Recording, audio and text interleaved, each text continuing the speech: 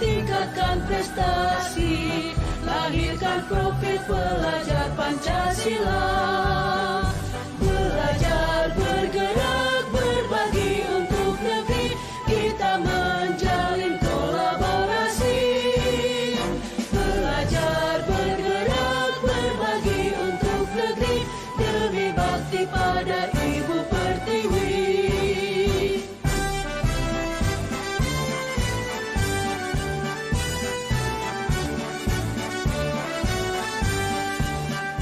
Bulatkan tekad, kuatkan hati, negeri ini memanggilmu kawan. Belajar, bergerak, berbagi untuk negeri, guru penggerak, majukan pendidikan.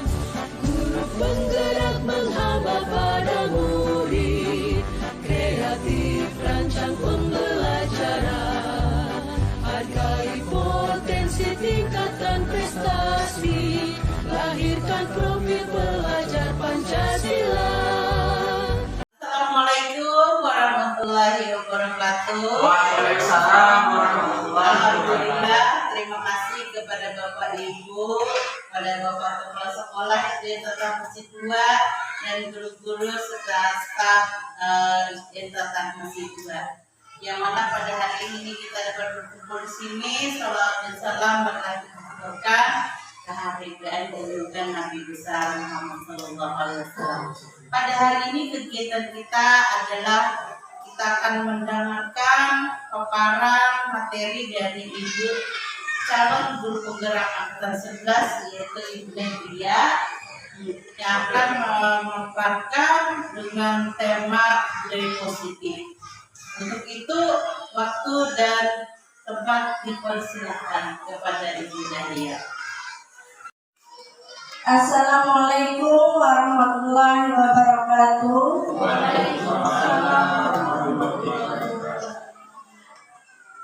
Yang terhormat Bapak Kepala Sekolah SDN Tata Masjid 2, yang terhormat Bapak Ibu Dewan Guru beserta staf SDN Tata Masjid 2. Terima kasih atas waktunya untuk bisa berhadir dalam kegiatan presentasi tentang menyebarkan pemahaman dan penerapan pengalaman budaya positif, yang mana ini adalah salah satu tugas saya dalam pendidikan guru penggerak. Kali ini saya akan mempresentasikan yaitu tentang budaya positif, menyebarkan pemahaman dan penerapan pengalaman budaya positif.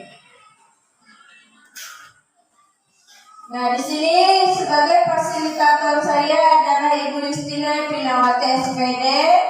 Kemudian sebagai pengajar praktik adalah Ibu Ali Solihah dan saya sendiri adalah Dahlia SPD.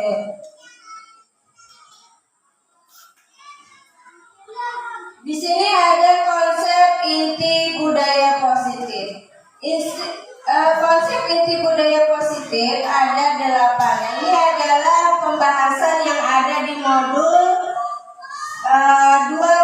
1.4, yaitu perubahan paradigma belajar, disiplin positif, nilai-nilai kebajikan, kebutuhan dasar manusia, motivasi perilaku manusia, posisi kontrol guru, keyakinan kelas, dan segitiga restitusi. Nah, nanti saya akan membahas tentang 8 konsep inti ini pada kegiatan kita hari ini. Yang pertama yaitu pembelajaran dengan paradigma baru. Pembelajaran dengan paradigma baru merupakan pembelajaran yang dirancang berdasarkan prinsip pembelajaran berdiferensiasi. Nah, ada yang tahu apa itu pembelajaran berdiferensiasi? Ada yang tahu? Iya, silakan Ibu Fatima. Nah, apa itu pembelajaran berdiferensiasi? Iya, terima kasih atas waktunya.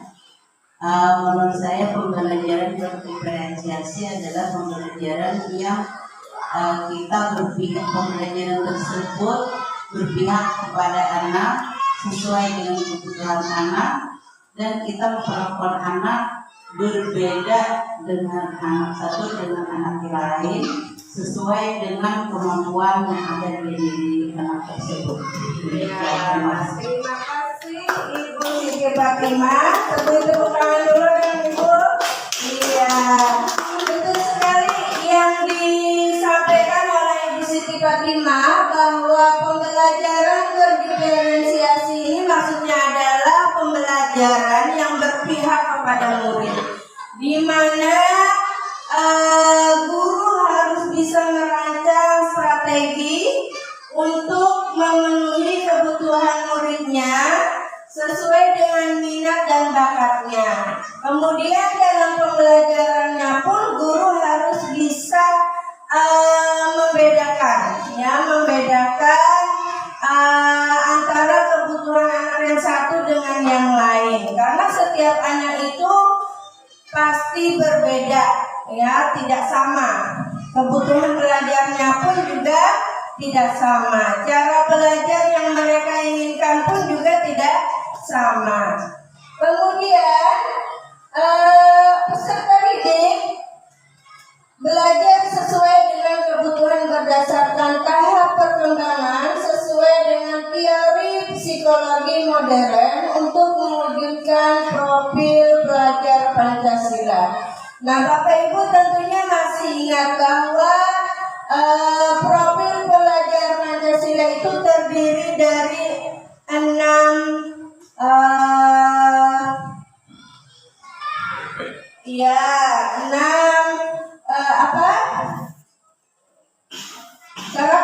Yang pertama yaitu beriman kepada Tuhan Yang Maha Esa dan berakhlak mulia, kemudian berkebinekaan global, bergotong royong, kreatif, bernalar kritis, dan mandiri. Nah, itu adalah yang ada di dalam profil pelajar Pancasila. Next. Ya. Nah, di sini ada miskonsepsi tentang teori kontrol. Yang pertama yaitu ilusi mengontrol murid. Maksudnya di sini adalah mengontrol murid itu kita tidak bisa, ya, karena yang bisa mengontrol murid itu sendiri adalah dirinya sendiri. Nah, jadi bahwa itu tidak benar, ya, ilusi mengontrol murid.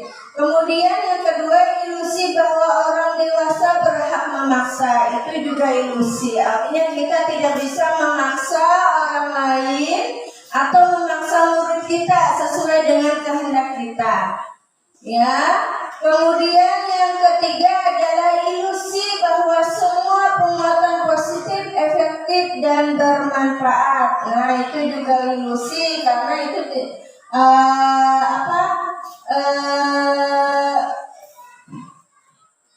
mungkin saja tidak efektif dan tidak bermanfaat. Jadi misalnya anak diberikan reward atau penghargaan, nah mungkin saja itu tidak efektif karena dia melakukan sesuatu mungkin saja karena reward tadi. Nah, itu yang dinyatakan ilusi bahwa semua penguatan positif, efektif, dan bermanfaat. Kemudian yang keempat adalah ilusi bahwa kritik dan membuat rasa bersalah mampu menguatkan karakter. Itu juga ilusi. Karena jika anak merasa bersalah dan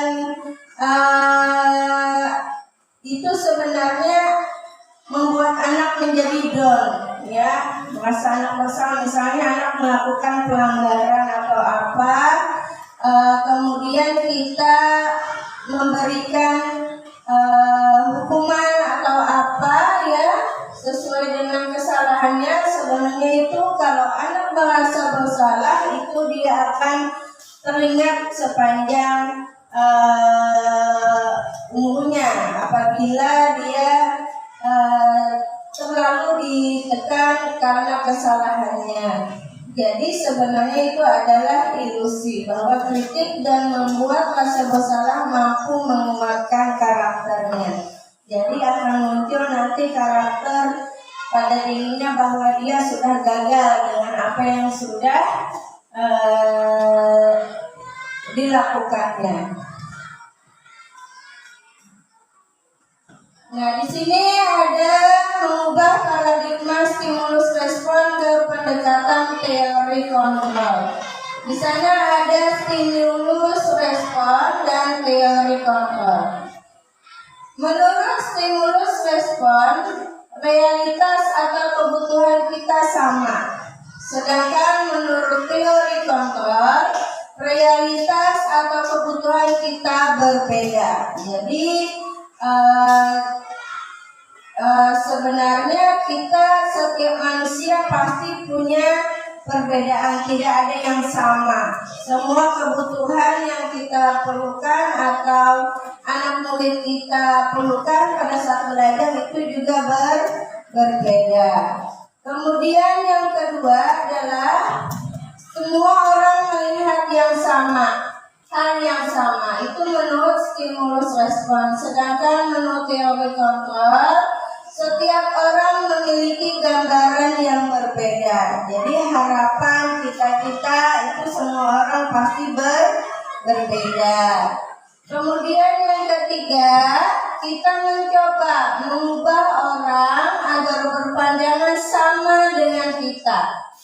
Menurut teori kontrol, kita berusaha memahami pandangan orang lain tentang dunia. Nah, jadi kita tidak bisa memaksakan ya keinginan kita terhadap orang lain.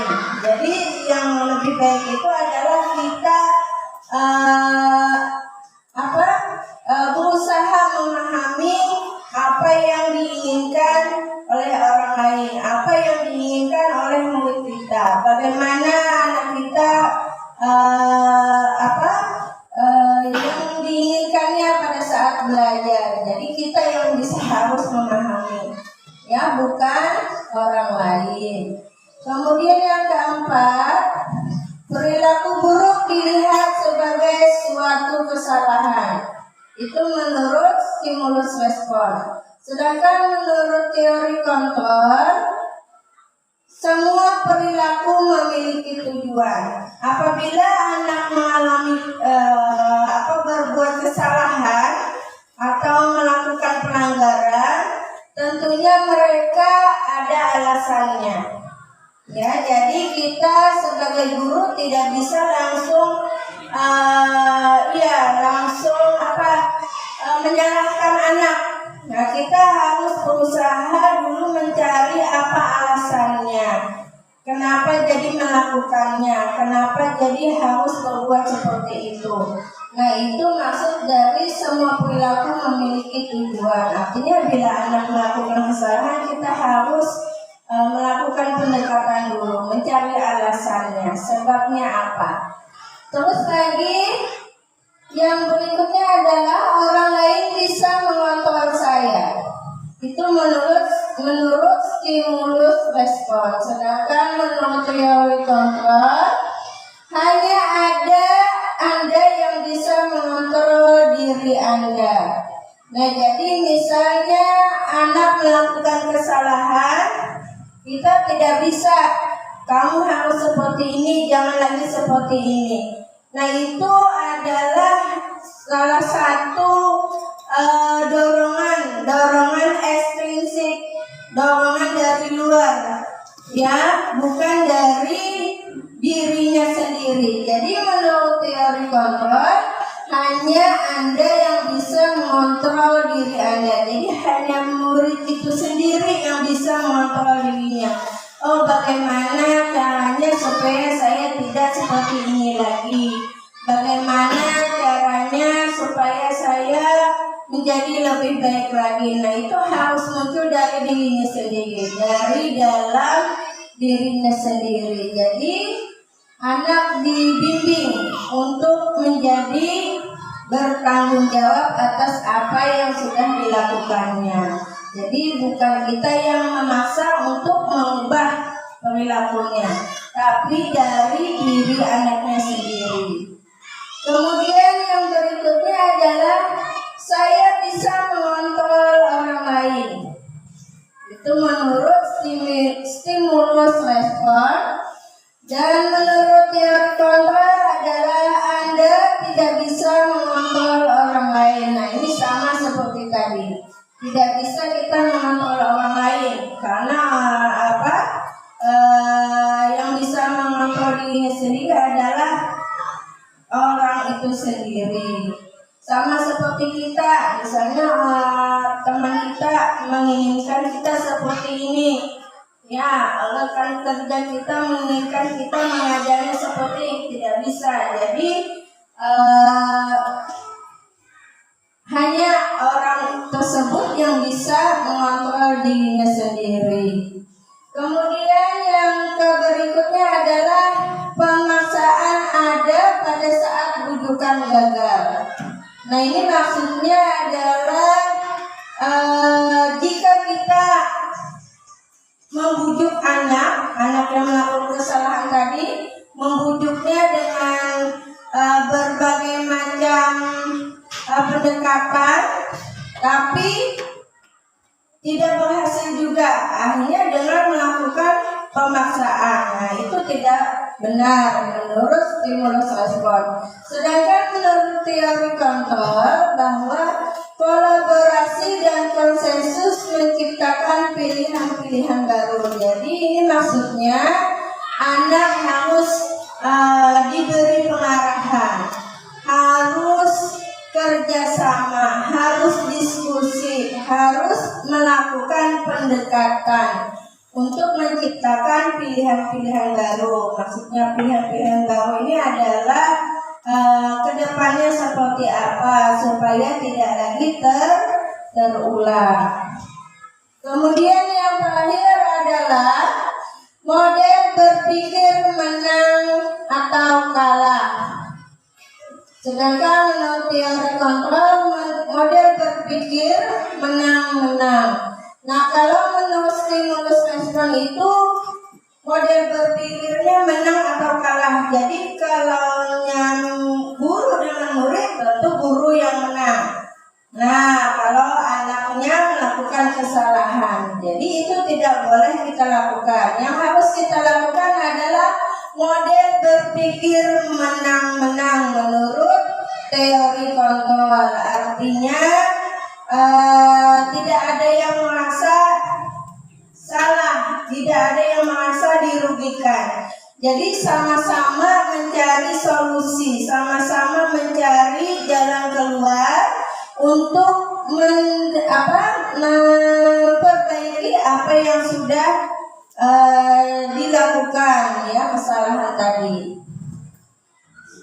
Selanjutnya, nah kemudian pembahasan yang kedua adalah tentang disiplin positif. Kalau menurut Bapak Ibu, disiplin itu menurut Bapak Ibu berkaitan tentang apa? Disiplin, ya, yang di sekolah kita berkaitan tentang apa kalau menurut Bapak Ibu? Ada yang bisa? Waktu, ya Bapak, berpakaian, Tata tertib. tata tertib. Berarti itu masuk apa Pak? Aturan Pak? Iya. Ya, belum masuk aturan sekolah. Ya, kalau kita membaca kata disiplin itu pasti berhubungan dengan aturan, seperti tepat waktu, berpakaian yang rapi, kemudian menaati tata tertib. Nah, itu disiplin. Kalau kita mendengar kata disiplin pasti arahnya ke aturan ya, aturan di sekolah misalnya. Nah, iya kesepakatan. Nah, di sini disiplin itu disiplin positif berasal dari kata disiplina yang artinya belajar. Nah, disiplin mengacu pada disiplin diri yang memiliki tanggung jawab terhadap apa yang dilakukannya berdasarkan nilai-nilai yang diyakini. Seperti peraturan kita di sekolah. Nah, apabila anak-anak meyakini, maka mereka bertanggung jawab untuk mematuhinya. Nah, kemudian disiplin positif merupakan salah satu cara penerapan disiplin yang bertujuan untuk menumbuhkan kesadaran serta memberdayakan peserta didik tanpa imbalan penghargaan atau reward, ancaman atau hukuman. Nah, jadi disiplin positif itu Bapak Ibu ya, tidak menggunakan yang namanya imbalan atau penghargaan ataupun reward, ancaman bahkan hukuman. Jadi disiplin positif ini merupakan salah satu dorongan yang berasal dari dirinya sendiri, dari dalam dirinya sendiri. Artinya mereka menyadari bahwa tanpa reward, tanpa penghargaan, tanpa ancaman dan hukuman mereka bisa melakukan atau melaksanakan yang namanya disiplin positif. Nah, jadi sebagai pendidik, tujuan kita adalah menciptakan peserta didik yang memiliki disiplin diri sehingga mereka berperilaku mengacu kepada nilai-nilai kebajikan universal dan memiliki motivasi intrinsik dalam perubahan perilaku ke arah yang lebih baik. Nah, yang ketiga, pembahasan berikutnya adalah tentang nilai-nilai kebajikan. Nilai yang disepakati bersama. Nilai kebajikan itu adalah nilai yang disepakati bersama, lepas dari suku bangsa, agama, bahasa maupun latar belakangnya. Nah, di sini ada contoh nilai kebajikan institusi ataupun organisasi. Nah, kita ambil contoh yang pertama adalah dari profil pelajar Pancasila. Profil pelajar Pancasila itu memiliki nilai-nilai kebajikan, ya, sama seperti yang saya sebutkan dari awal tadi bahwa ada 6. 1. Beriman dan bertakwa kepada Tuhan Yang Maha Esa dan berakhlak mulia. Mandiri, kreatif, berkebinekaan global, gotong royong dan bernalar kritis. Nah, itu nilai kebajikan yang ada di dalam profil pelajar Pancasila. Kemudian di dalam Ibo Primary Years Program atau PYP, yaitu nilai kebajikan yang ada adalah toleransi, rasa hormat, integritas, mandiri, menghargai, antusias, empati, keingintahuan, kreativitas, kerjasama, percaya diri, dan komitmen.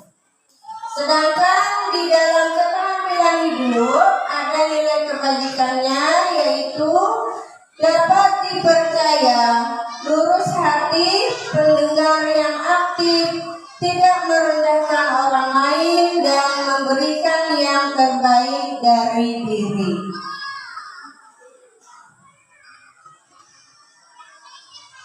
Nah, kemudian kita lanjut. Yang keempat adalah kebutuhan dasar manusia. Setiap manusia pasti memiliki kebutuhan. Nah, kebutuhannya pun berbeda-beda. Nah, di sini dijelaskan bahwa kebutuhan dasar manusia adalah segala sesuatu yang kita lakukan untuk mendapatkan apa yang kita inginkan. Seluruh tindakan yang kita lakukan memiliki tujuan tertentu. Dan semua usaha terbaik yang kita lakukan adalah dalam rangka agar kebutuhan dasar kita terpenuhi dengan baik.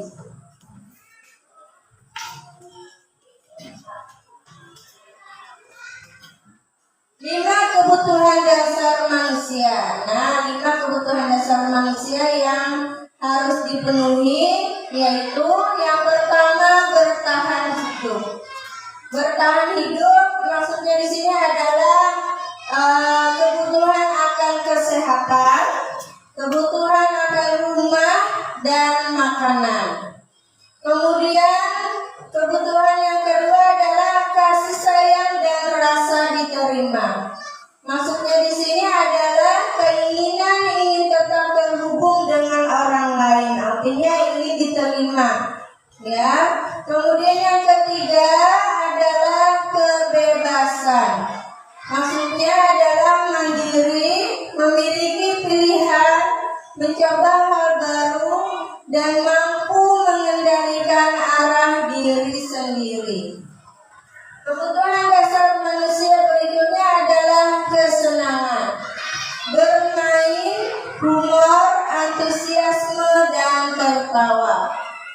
Yang terakhir adalah penguasaan, yaitu keinginan untuk dianggap berharga, bisa membuat perbedaan, bisa membuat pencapaian, kompetensi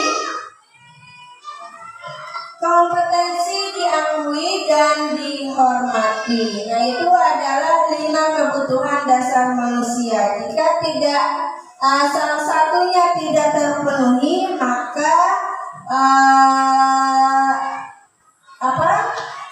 semua yang diinginkan akan tidak terpenuhi.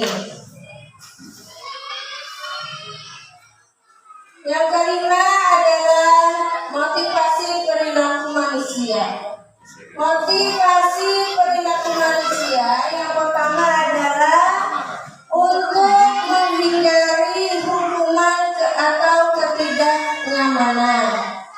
Yang kedua, untuk mendapatkan imbalan atau penghargaan dari orang lain.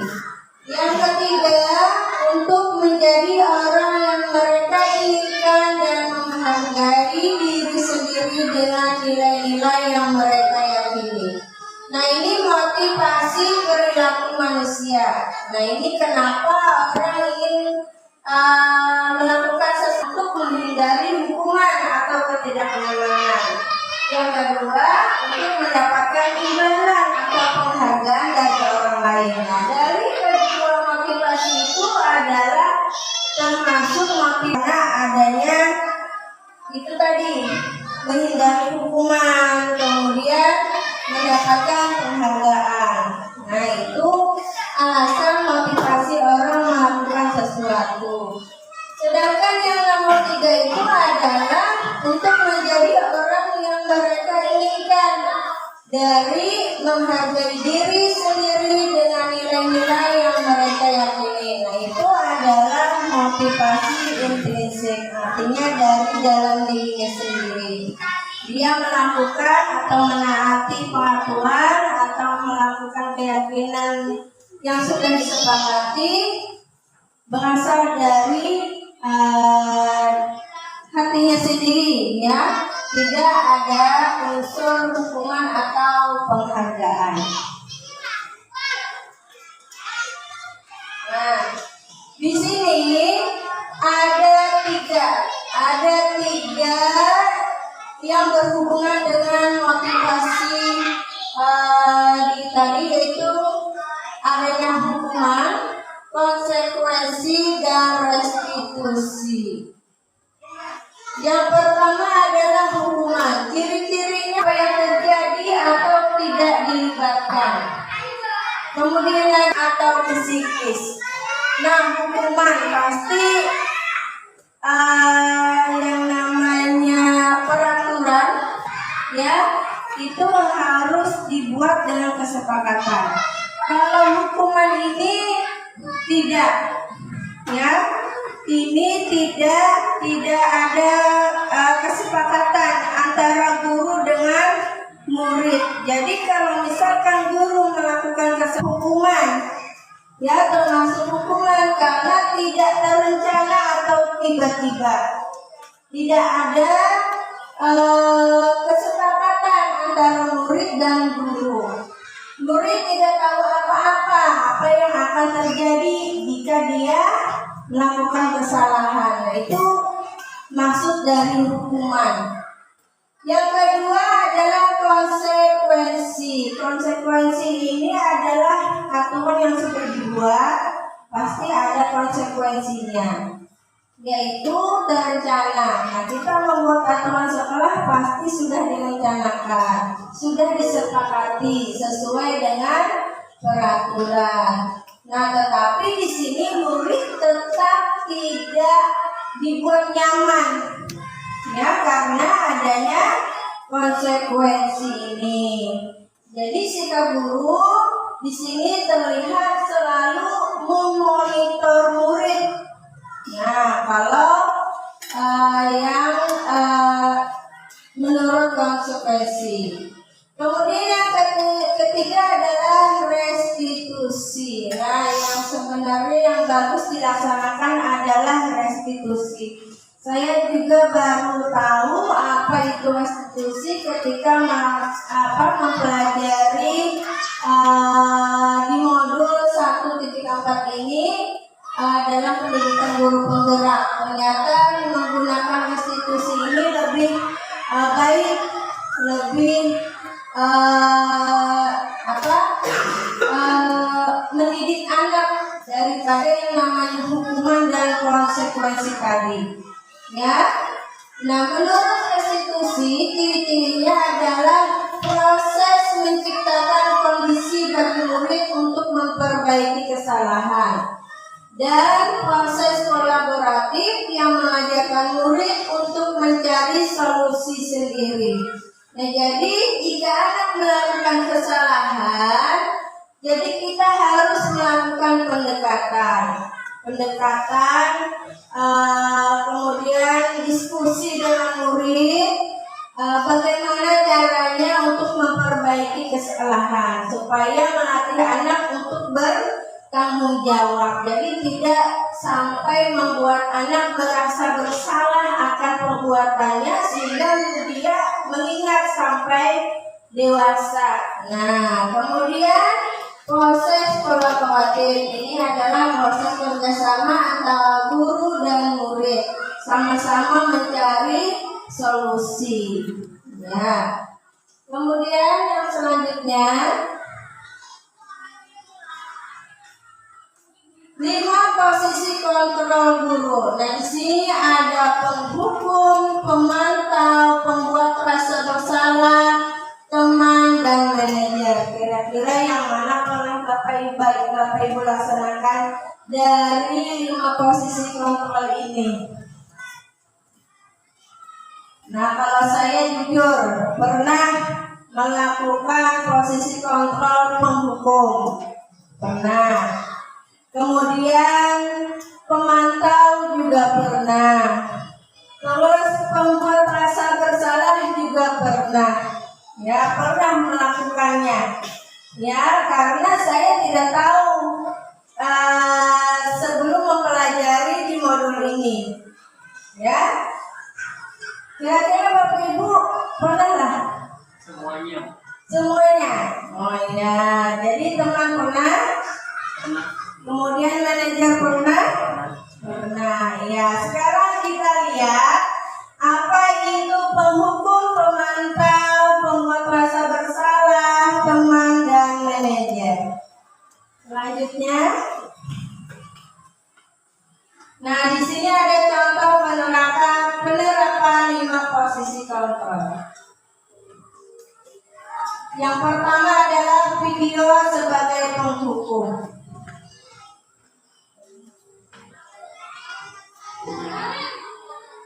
Bisa suaranya agak digeserkan?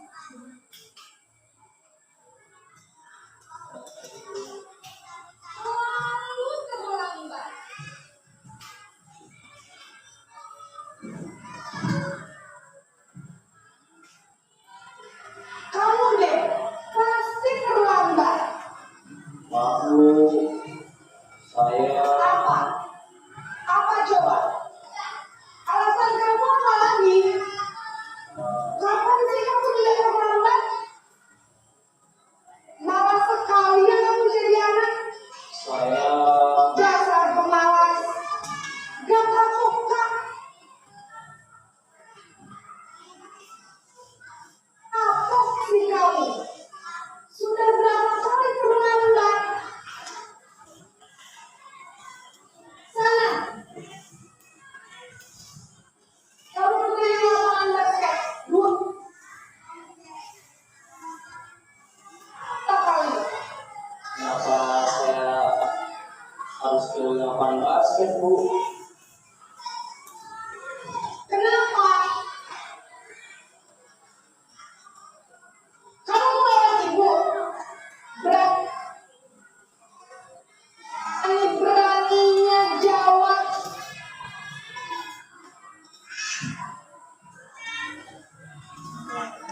Sudah terlambat.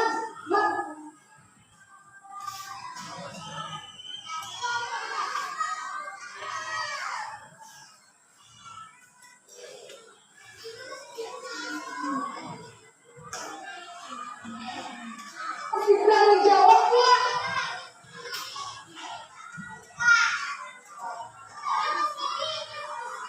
Sekarang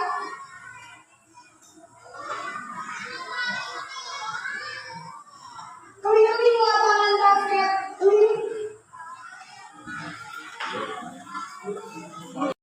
Gak kapok-kapok sih kamu. Sudah berapa kali terlambat? Sana, kamu keliling lapangan basket 2 kali. Kenapa saya harus ke lapangan basket, Bu? Kenapa? Kamu melawan ibu. Berani-beraninya jawab. Sudah terlambat, masih berani jawab enggak? Sekarang, keliling lapangan basket 5 kali sekalian. Biar kapok. Cepat. Pergi sana ke lapangan basket. Posisi penghukum biasanya berbicara dengan nada tinggi, menghardik, menunjuk-nunjuk, menyakiti, dan menyindir. Hukuman bisa berupa fisik maupun psikis. Ibu dan bapak guru hebat. Dampak yang terjadi pada murid ketika guru berada pada posisi penghukum adalah murid cenderung akan memberontak, bahkan menyimpan dendam.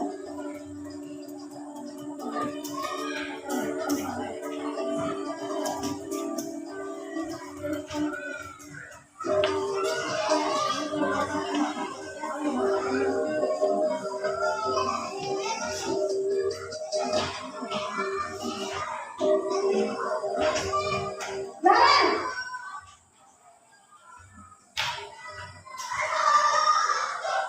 Selamat pagi, Bu. Naren. Kamu kenapa terlambat lagi, nak? Ya Tuhan, Naren. Kamu senang ya bikin ibu susah ya? Kalau kamu terlambat lagi, nanti ibu yang berkorban kepala sekolah, nak. Disangka ibu tidak bisa membina kamu. Duh, gimana ini? Maaf, Bu. Gusti Naren. Kamu suka ya kalau ibu ditegur bapak kepala sekolah? Terus, sekarang ibu harus tulis apa yang di buku absen? Ini kamu sudah sering terlambat loh. Ibu harus apa coba? Maaf, Bu. Maaf sekali. Ya sudah, lain kali jangan bikin ibu susah lagi ya nak ya. Ibu tidak akan kuat lagi gini terus. Bisa jantungan kalau ibu tegur bapak pasca. Sana cepat kelas. Maaf ya Bu, maaf sekali.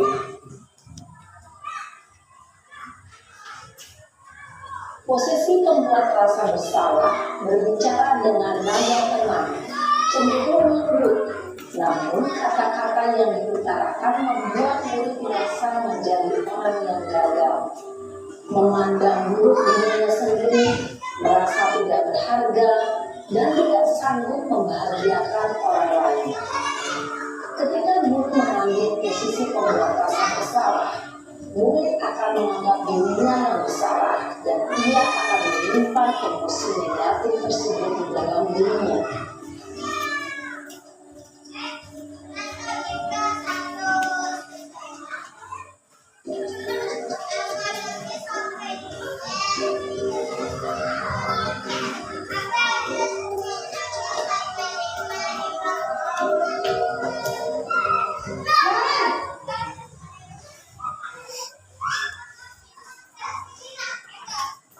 Selamat pagi Bu. Wah, sudah jam berapa ini nak? Terlambat lagi ya sayang. Iya Bu, habis ibu saya udah menolongkan saya Bu. Kamu malah menyalahkan ibu kamu. Kamu bukan anak yang larinya paling kencang. Kok terlambat sih? Iya Bu, saya memang terlambat bangun tadi. Jadi biarpun saya kencang, tetap gak kencang Bu.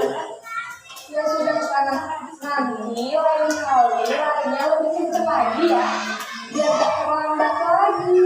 Bikin sama ibu. Demi ibu. Bisa kan? Bisa lah Bu. Ya sudah sana masuk kelas. Ibu beresin urusan absen kamu. Kamu ini ada-ada saja. Dalam posisi teman, guru berbicara dengan nada suara ramah, akrab, cenderung bersenda gurau untuk menjaga suasana tetap santai. Murid akan merasa senang, aman, dan akrab dengan guru. Identitas yang tercipta adalah identitas sukses atau berhasil. Namun, perlu diingat, karena ini masih dorongan eksternal, maka ada faktor ketergantungan dari murid kepada orang tertentu. Di sini guru absennya, sehingga di lain waktu murid bisa berperilaku baik, namun hanya kepada orang-orang tertentu saja.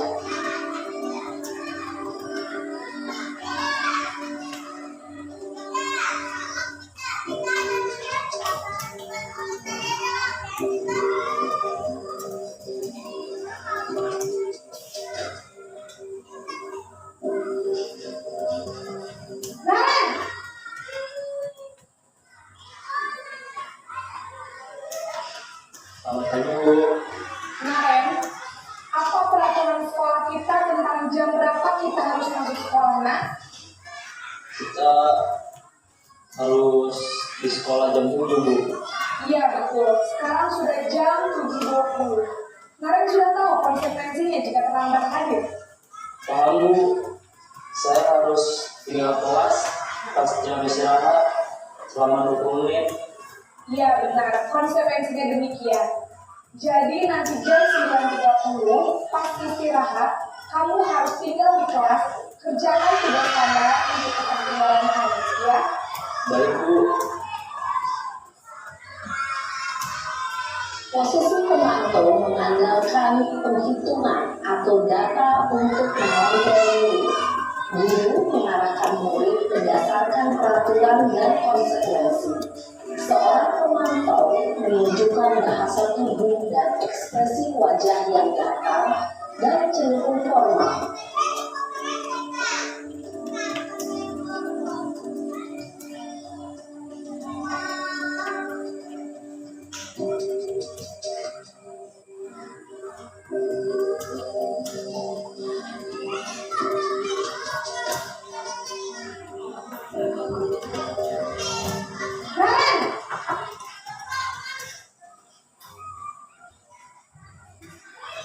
Selamat pagi Bu.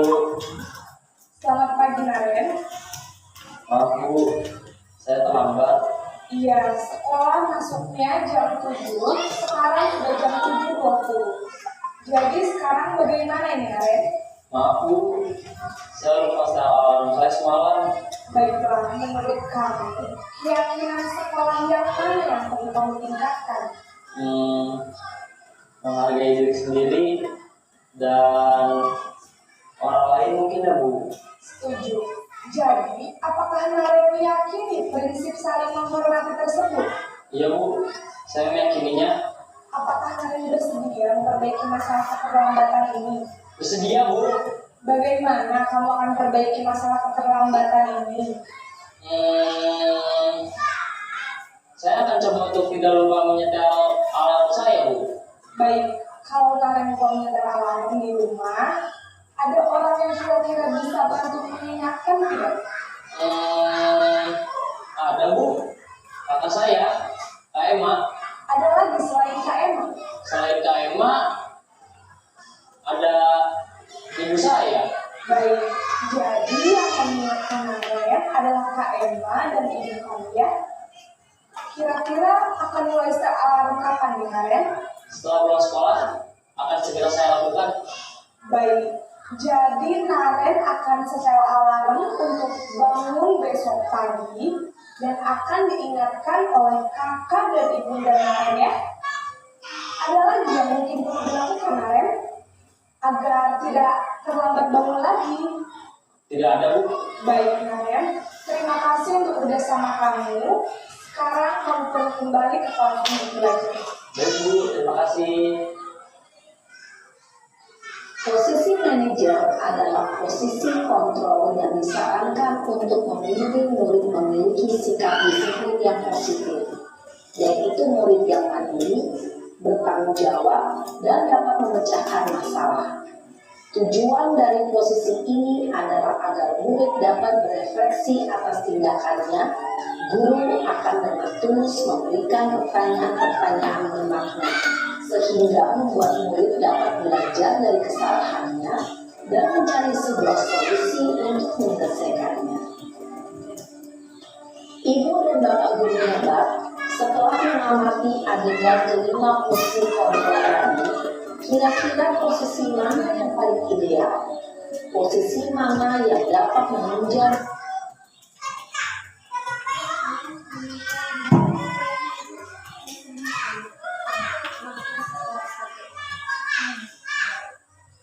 Nah, dari 5 posisi kontrol tadi, dari kelima contoh tadi, kira-kira posisi kontrol yang mana yang bisa kita terapkan di sekolah kita yang sifatnya tidak merugikan anak?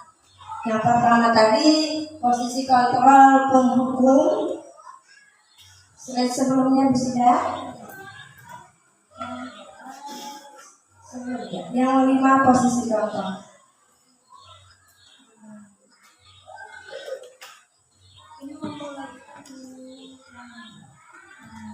Ya, penghukum, pemantau, pembuat merasa bersalah, teman dan manajer.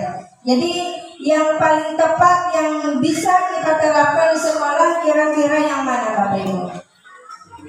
Iya betul, sebagai manajer ya di sana posisi kontrol sebagai manajer ini di sana tidak membuat anak merasa bersalah, tidak memberikan hukuman yang semau kita. Jadi di sana sebagai manajer kita bisa mencari solusi bersama anak murid kita. Bagaimana kedepannya nanti supaya menjadi lebih baik lagi. Next sudah. Ya, selanjutnya.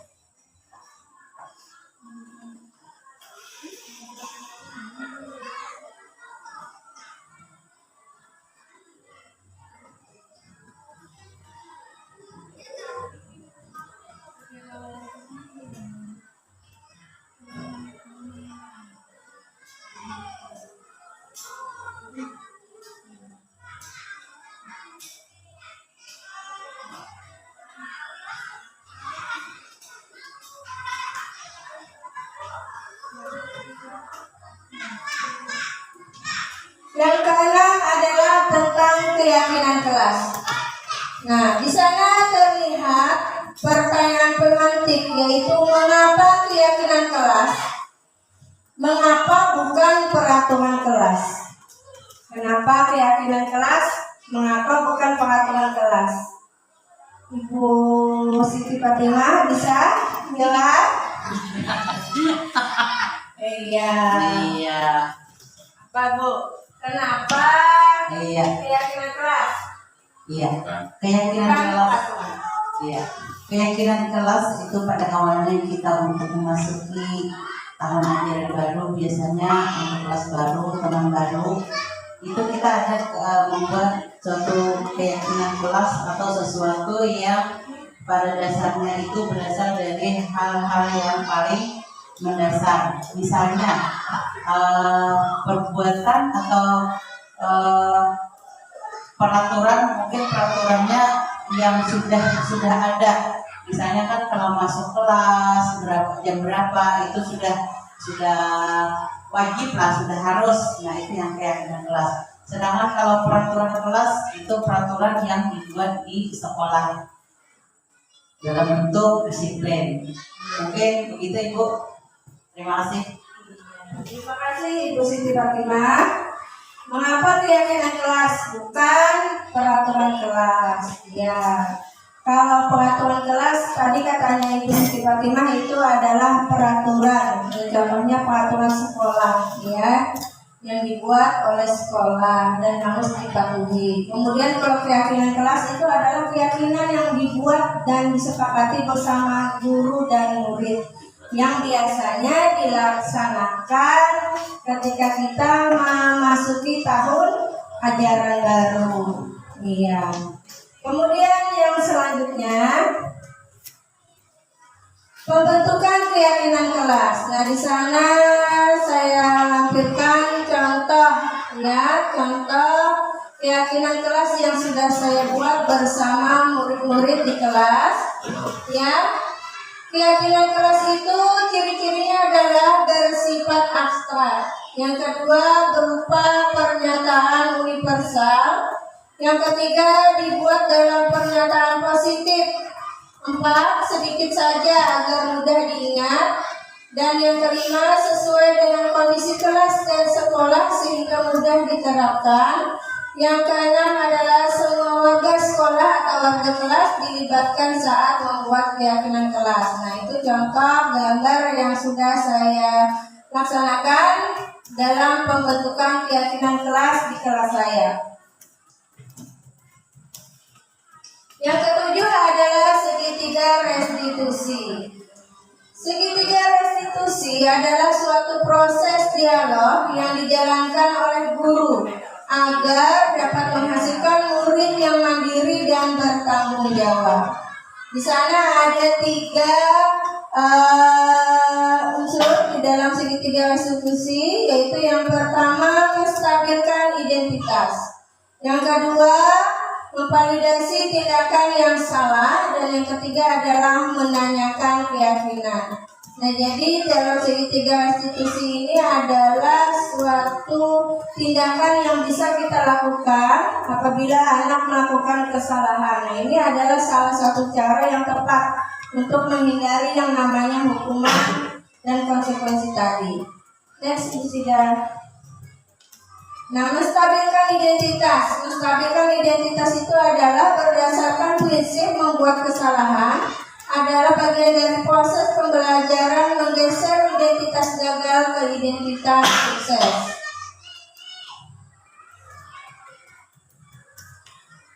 Validasi tindakan yang salah berdasarkan prinsip setiap perilaku berupaya memenuhi suatu kebutuhan tertentu. Guru akan bergeser dari pemikiran stimulus respon menjadi proaktif. Mengenali dan mengakui kebutuhan murid akan memperbaiki hubungan dengan murid. Kemudian yang terakhir adalah menanyakan keyakinan. Di sini murid akan diberi pertanyaan-pertanyaan bermakna untuk memunculkan motivasi secara implisit. Kemudian mampu mengaitkan keyakinan keyakinannya dengan tindakan yang salah. Nah, di sini ada contoh penerapan segitiga restitusi yang sudah saya lakukan.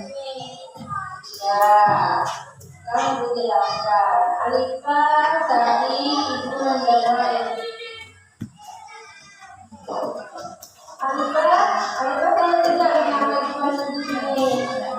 Ya, kamu jelaskan. Alifah tadi ibu mendengar info kelas bahwa Alifah tidak ikut ke kelas, benar? Nah, kenapa Alifah tidak ikut ke kelas? Ya, datang terlambat. Nah, bertanya lagi, kenapa tadi kenapa terlambat? Karena tadi main game, akhirnya bangunnya kesiangan. Ya, oke, dimaafkan. Baik kali, Alifah jangan mengulangi lagi kesalahan ini. Ya, namanya manusia pasti punya salah. Ya, itu juga punya salah. Tapi yang namanya kesalahan itu harus diperbaiki. Ya, sebelumnya ibu bertanya, Alifah tidak ikut pikir kelas. Apakah itu sudah melanggar kesepakatan kelas kita? Ya, kira-kira kesepakatan kelas kita yang mana? Tidak disiplin. Alifah tidak ikut pikir kelas. Ini Alifah tidak disiplin dengan keyakinan kelas yang sudah kita buat. Ya, nah sekarang Alifah mau memperbaikinya tidak? Mau cara apa?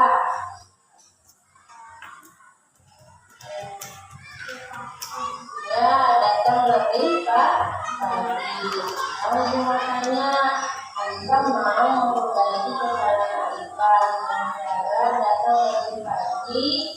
Kita jadwal pikir Alifah pernah itu.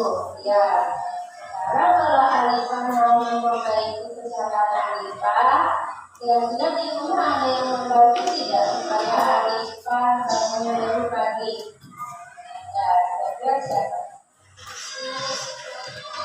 Ya, itu dan kakak.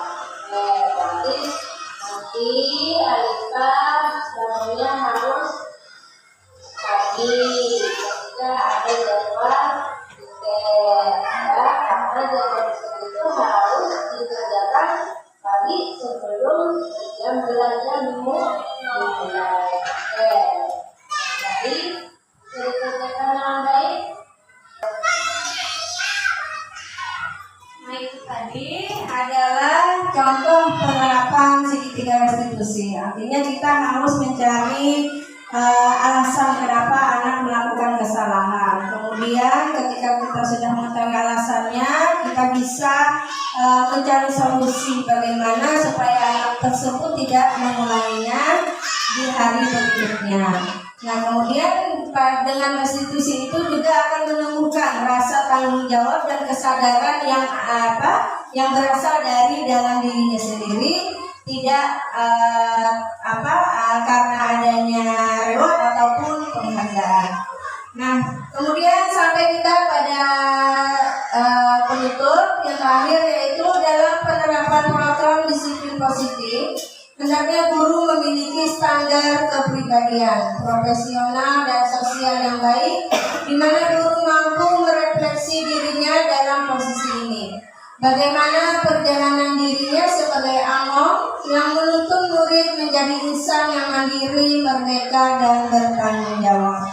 Ya, terima kasih Bapak Ibu atas waktunya yang bersedia untuk mendengarkan presentasi saya pada pagi hari ini. Salah hilap saya mohon maaf. Saya ucapkan terima kasih. Assalamualaikum warahmatullahi wabarakatuh.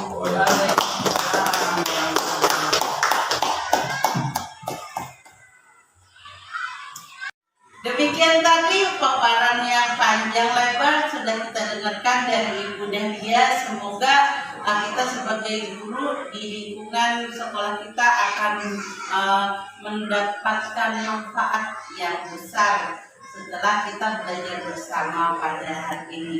Bapak dan Ibu semua, untuk mengakhiri acara kita pada hari ini, kita mintakan doa kepada doa penutup kepada Bapak Heril, waktu dan tempat dipersilakan.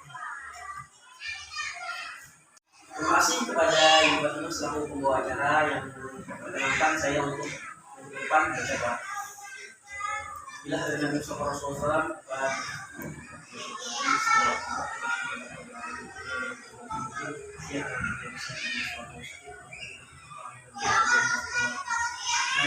kita mengatakan kepada harapan dari Allah Subhanahu wa taala. Amin. Bismillahirrahmanirrahim. Alhamdulillahirabbil alamin. Wassalatu wassalamu ala asyrofil anbiya'i wal mursalin sayyidina Maulana Muhammadin wa ala alihi wa sahbihi ajmain.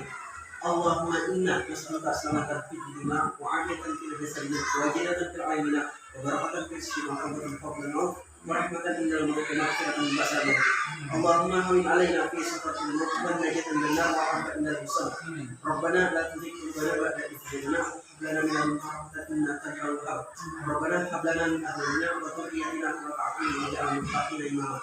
Allahumma inna as'aluka 'ilman nafi'an wa rizqan wasi'an wa amalan mutaqabbalan. ربنا ظلمنا انفسنا وان لم تغفر لنا وترحمنا لنكونن من الخاسرين.